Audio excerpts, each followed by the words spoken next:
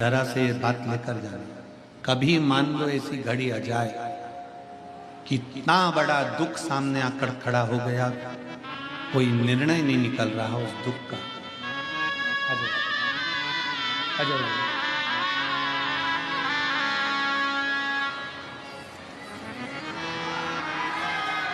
शिव पुराण कह रही है, भगवान शंकर का पावन चरित्र कह रहा है, बहुत बड़ी विषमता में फंसे हुए, बहुत बड़ी समस्या में गिरे हुए हो, बहुत तकलीफ घर में चल रही है, बहुत कष्ट है। तब कारकोट सर्प की यह कथा कहती है, कारकोटेश्वर महादेव की कथा कहती है कि 12 बेलपत्र, कितनी बेलपत्र? 12,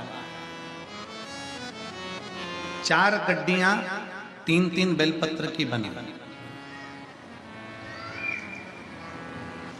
और 12 बेलपत्र। अशोक सुंदरी वाला जो स्थान होता है, सबको मालूम है ना अशोक सुंदरी का स्थान? अशोक सुंदरी वाला जो स्थान होता है वो 12 की 12 बेलपत्र की 4 जो गड्डियां हैं, वो गड्डियों को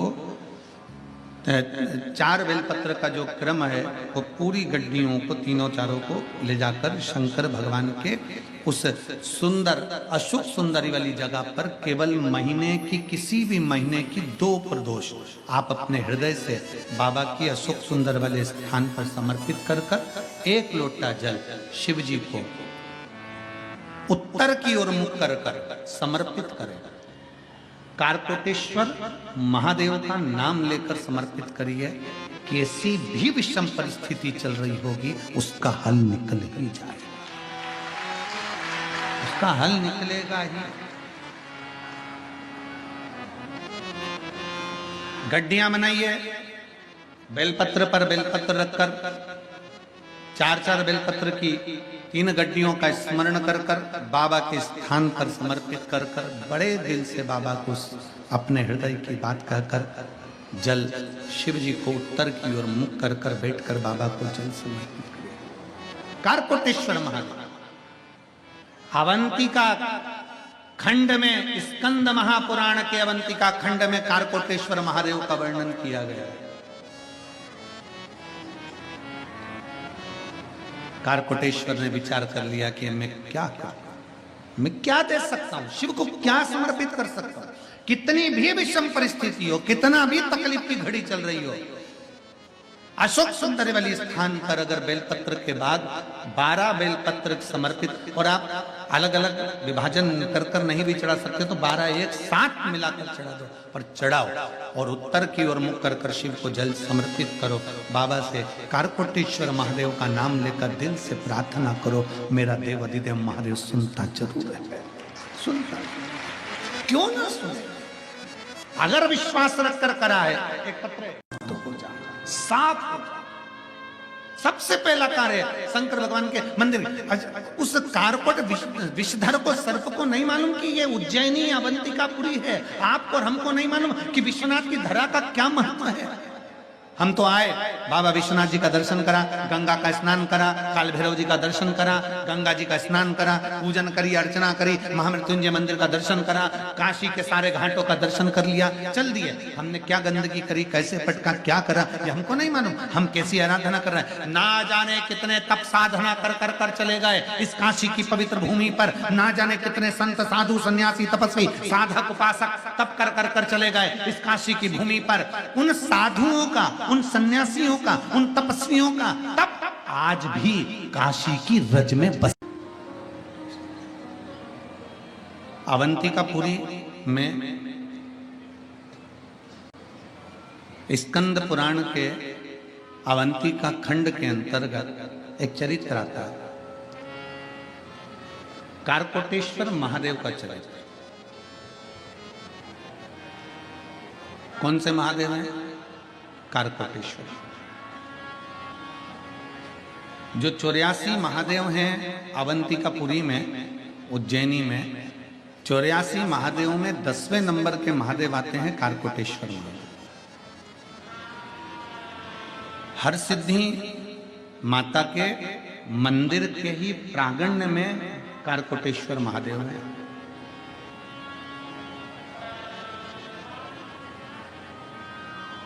स्कंद पुराण का अवंती का खंड वर्णन करता है।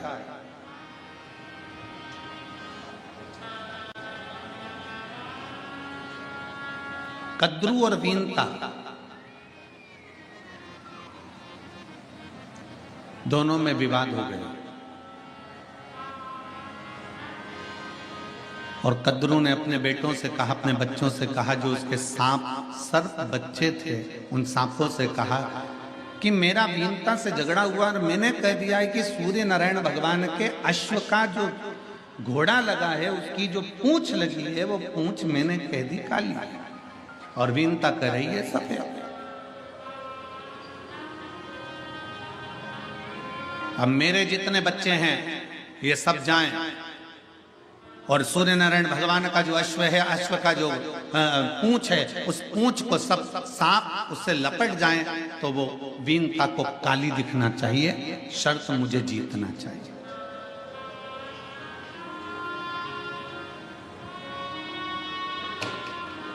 उसमें कुछ सर्प ऐसे थे जो अपनी माता को ज्ञानोपदेश देते हैं, माँ तू ऐसी शर्त रखी क्यों जिसमें किसी का दिल दुखे, जिसमें झूठ बोलना पड़े, जिसमें कपट करना पड़े, जिसमें गलत कार्य करना पड़े।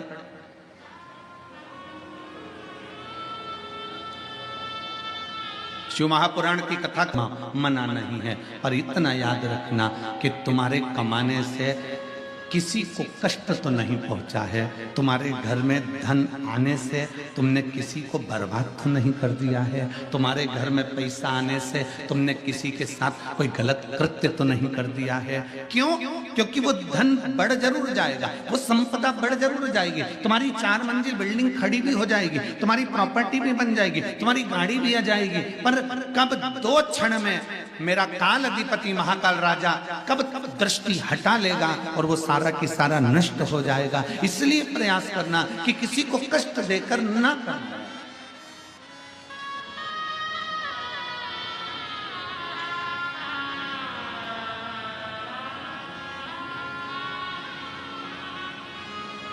कमाओ, खूब कमाओ, मेहनत करो, खूब करो, मना नहीं।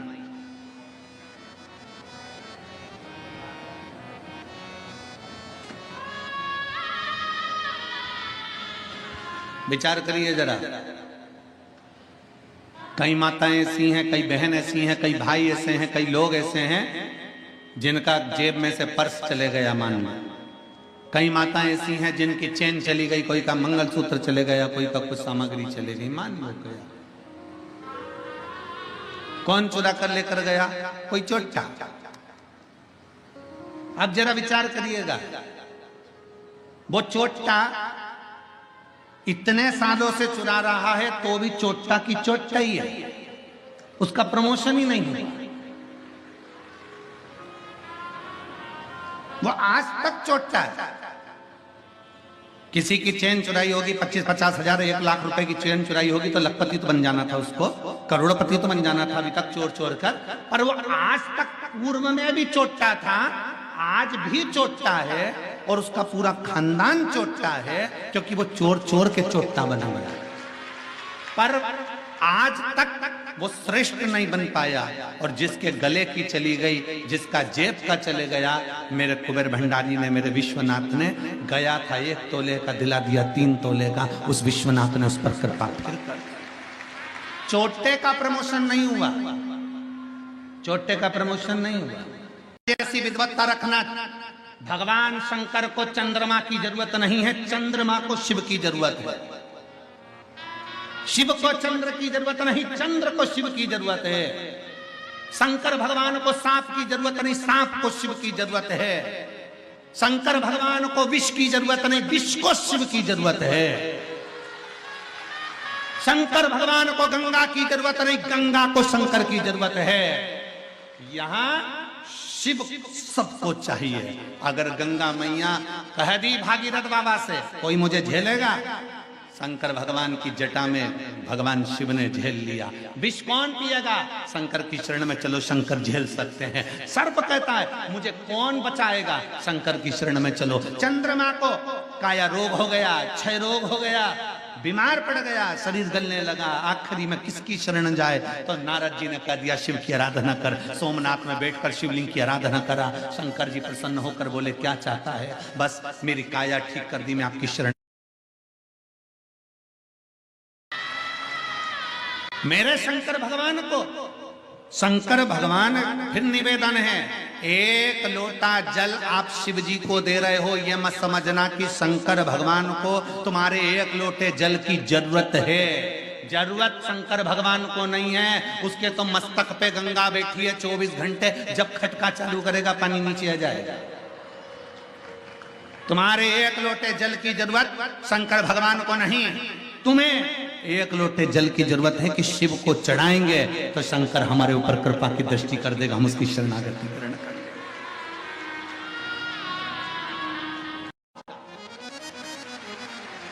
सबसे पहले दुख आया, अपने घर के शंकर भगवान से कहो, अपने घर के शिवालय से कहो, अपने भगवान के शंकर से कहो, अपने घर में जो शिवलिंग है उससे प्रार्थना करो। अगर मान लो तुम्हारे तकलीफ मिट नहीं रही हो तो फिर घर के नजदीक में जो शंकर का मंदिर हो वहां एक लोटा जल लेकर जाना चालू करो। 2-3 महीना बाबा को प्रणाम करना प्रारंभ करो, फिर भी तकलीफ नहीं मिटे, फिर भी नहीं मिटे,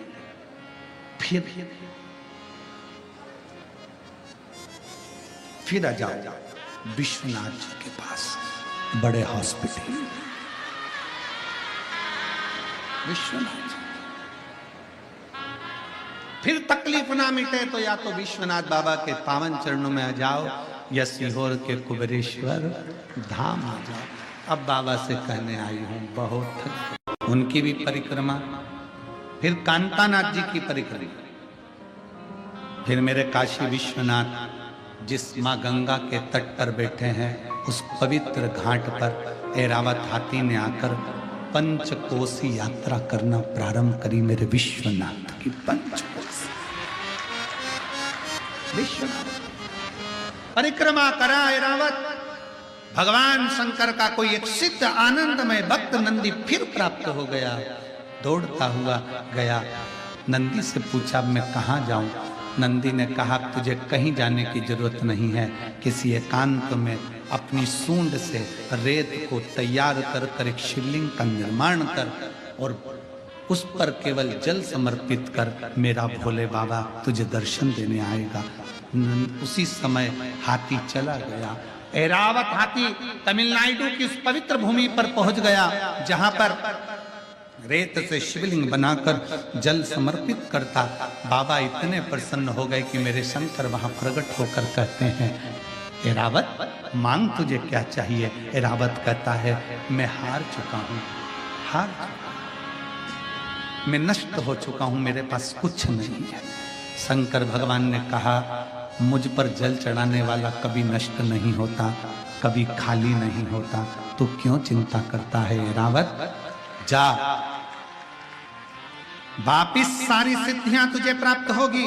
अब तुझे पशु नहीं, कोई जानवर नहीं, स्वयं इंद्र भी तेरी पूजन करेगा, पांडव तेरी पूजन करेंगे, दुनिया के सारे संसार में जन्म लेने वाला मनुष्य तेरी पूजन करेगा। तुझे महालक्ष्मी अष्टमी के दिन ऐरावत हाथी तेरी पूजन देवता और नीचे पृथ्वी पर रहने वाला मनुष्य भी करेगा।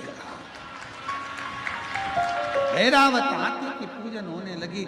हाथी ने हाथ जोड़कर निवेदन करा आपकी कृपा मुझ पर हुई है, आप यहीं पर विराजमान हो जाओ। शंकर भगवान कहते हैं ऐरावत तेरे द्वारा बनाए गए इस शिवलिंग में मैं निज निवास करूंगा, निज निवास करूंगा। और तूने जो गर्जना करी अपनी सूंड से, इस मंदिर की झनकार तेरी सूंड से रहे। इसलिए ऐरावतेश्वर महादेव मंदिर में 7 सीढ़ियां हैं महाराज जी। 7 सीढ़ियों पे अपन जब चलते हैं तो उन सीढ़ियों में जैसे संगीत के स्वर बजते हैं वैसे सीढ़ियों में स्वर बजते हैं। आज भी कोई भी चले जाए आ जाए, आप उसमें से उतरेंगे, संगीत के 7 स्वर अलग अलग निकलेंगे। ऐरावतेश्वर शिव शंकर भगवान कहते हैं हारो नहीं। हम भटकते हैं, किसी ने कह दिया कि ऐसा करना है, वहां चले जाओ। थोड़े दिन हमने शिव जी पर जल चढ़ाया, थोड़े दिन हमने भगवान शंकर पर जल अर्पित करा, थोड़े दिन हमने भगवान शिव पर जल समर्पित करा, और जल चढ़ाते चढ़ाते चढ़ाते चढ़ाते थोड़े थोड़े दिन बाद हमें खुद के दौरे उठने लगते हैं। अरे मन में भगवान हमारी नहीं सुन रहा, फिर इधर चले गए उधर चले गए, डोलते फिरे, सारी दुनिया में डोले, आखिरी में फिर शरणागति शिव की ही पाए हो। इसलिए निवेदन है, कहीं नहीं जाना, सारी समस्या का हल एक लोटा जल। अपन एक लोटा जल महादेव को समर्पित कर रहे हैं। महादेव को जल चढ़ाना मतलब अपना हाथ शंकर को पकड़ा।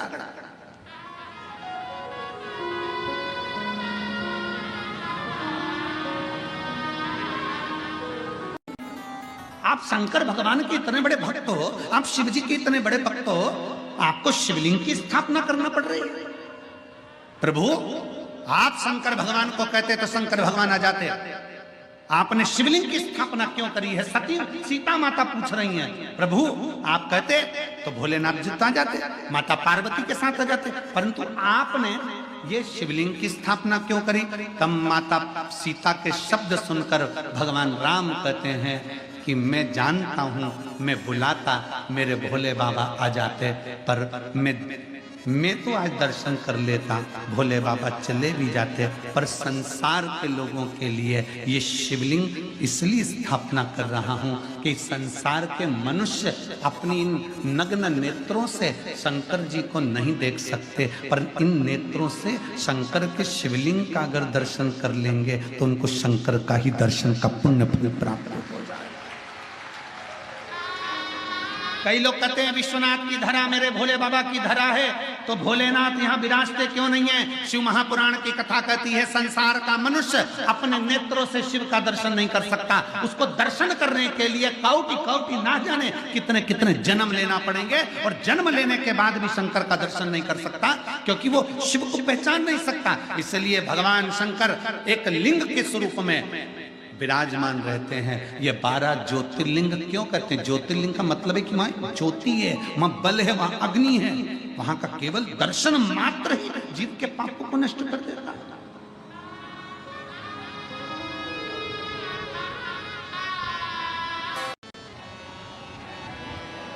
त्रिपुंड किसके लिए लगाया जाता है? शिव महापुराण वर्णन करती है, जब हम भगवान शंकर को त्रिपुंड लगाते हैं, जब हम शिव को त्रिपुंड का एक छोटा सा चंदन, लाल चंदन, पीला चंदन, भस्म आदि कोई भी चंदन हम शंकर को त्रिपुंड लगाते हैं, वो शंकर भगवान के श्रृंगार के लिए नहीं। हम शंकर को जब त्रिपुंड लगाते हैं तो हम अपने लिए, आत्म कल्याण के लिए, हमें इस संसार सागर से मुक्त होने के लिए, स्वयं की रक्षा के लिए शिव के लिंग पर त्रिपुंड, शिवलिंग पर त्रिपुंड लगाया स्वतः के लिए।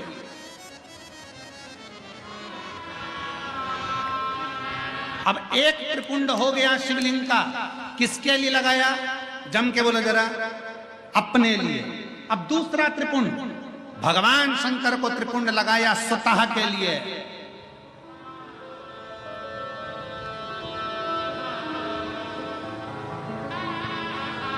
लिंगायत शिव संप्रदाय, काशी में भी लिंगायत शिव संप्रदाय का बहुत बड़ा मठ बना हुआ है महाराज जी। लिंगायत शिव संप्रदाय में कहा गया शंकर भगवान का त्रिपुंड लगाया वो अपने लिए है, पर अपने मस्तक पर जब कोई स्त्री पुरुष, कोई बच्चा, कोई बेटी, कोई बूढ़ा, कोई जवान जब अपने मस्तक पर त्रिपुंड लगाता है तब वो शिव के लिए होता है, वो शंकर।